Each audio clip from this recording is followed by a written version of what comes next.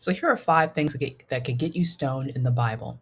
So first and foremost, I want to give the disclaimer that I'm not talking about that kind of stoned as far as the elevated high feeling that you might get if you take in a certain substance.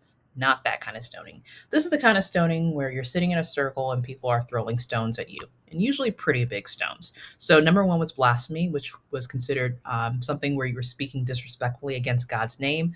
A lot of times that would mean that you were profaning like sacred objects, or you were speaking out of turn or making fun of religious things.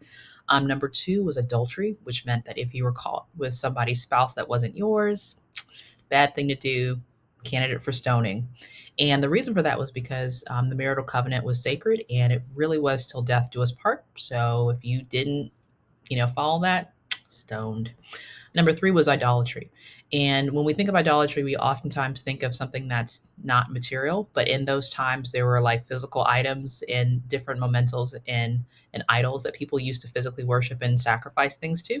And so if you were caught with one of those things, or you were caught worshiping an idol, that was worthy of stoning in those times. Another example was that of Sabbath breaking. So for Sabbath breaking, that basically meant that you went against the laws at the time when it came to keeping the Sabbath. And so that typically meant working. So any type of work on the Sabbath day was prohibited. In those times, there were really strict guidelines about what you could and couldn't do between Friday sunset and Saturday sunset, because of the way that they really revered and kept the Sabbath at that time. And then number five would be rebellious children. If you had a rebellious child and they wouldn't listen to you, and they had other people around them that they wouldn't listen to either, that at that time was worthy of stoning. So one of those things that I'm glad that we don't do anymore, but it's also helpful to know as far as what were those big things that really caused people to make that decision, say, you know what, this thing is worthy of stoning.